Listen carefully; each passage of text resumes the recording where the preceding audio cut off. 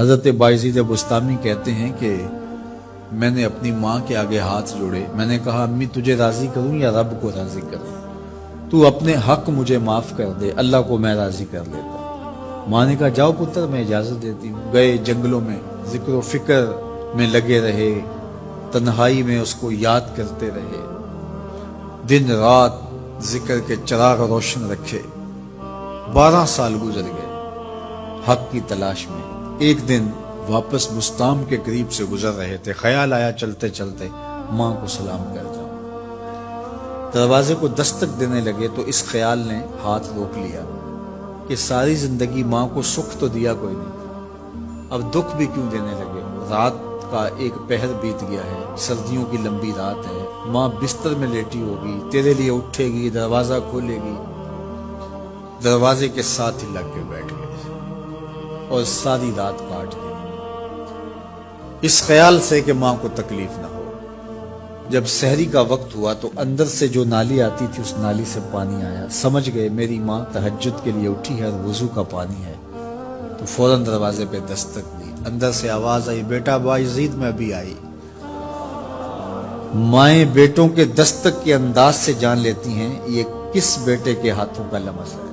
12 سال کے بعد آئے، دستک دی، کہا بیٹا بایزید میں ابھی آئی۔ ماں کی تو نگاہیں ہی دروازے پہ رہتی ہیں۔ اللہ اکبر۔ کہتے ہیں کہ ماں نے دروازہ کھولا، 12 سال جنگلوں کی خاک چھانتے بیت گئی تھی، پراگندہ صورت، بکھرے ہوئے بال، پھٹے ہوئے کپڑے۔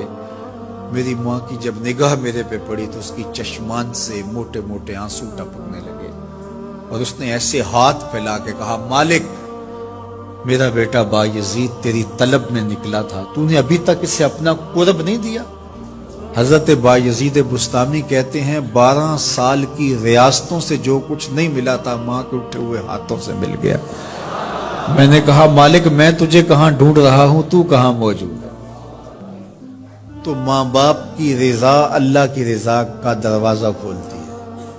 جن لوگوں کے ماں باپ ناراض ہیں اور وہ جا کے پیر صاحب کی خدمت کرتے ہیں اور میاں ماں کے قدم چوم، باپ کی ٹانگیں دباؤ، ان کی خدمت کرو، تمہارے پہلے مرشد وہ ہیں، ان کو راضی کرو، پھر کسی شیخ کامل کی صحبت میں آنا، دیکھو کیسے دل کی بند کھڑکیاں کھلتی ہیں۔ ایک مرشد تو ناراض کر آئے اور دوسرے مرشد سے تمہیں کیا ملے گا؟ تو راستہ یہیں سے کھلے گا۔ والدین کو کبھی ناراض نہ کرو، والدین کو کبھی دکھ نہ دو، والدین کو کبھی تکلیف نہ پہنچاؤ، اور والدین کو بھی چاہیے کہ اپنی اولاد کو اپنا نافرمان نہ بنائے۔ ایک بزرگ فرماتے ہیں کہ مجھے برابر 30 سال ہو گئے ہیں کہ میں اپنی اولاد کو کوئی حکم ہی نہیں دیا، کوئی حکم نہیں دیا۔ کوئی چیز مجھے چاہیے بھی ہوتی ہے تو میں بصیغہ امر نہیں کہتا، بلکہ ایسے ہی بات کرتا ہوں۔ پانی چاہیے تو یہ نہیں کہتا بیٹا پانی لے کر آؤ، میں ویسے کہتا ہوں پیاس لگی ہوئی ہے، تو اگر وہ سمجھ جائے اور وہ خود لے آئے تو اچھی بات ہے، لیکن اگر وہ نہ لائے تو میں نے اس کو حکم ہی نہیں دیا، امر ہی نہیں کیا، تو اس امر کی مخالفت ہی لازم نہیں آئے گی۔ تو کہا 30 سال برابر گزر گئے ہیں، میں نے اپنی اولاد کو حکم نہیں دیا کہ کہیں وہ میری نافرمان نہ ہو جائے، کیونکہ اگر وہ نافرمان ہو گئی پلے کچھ نہیں رہے گا۔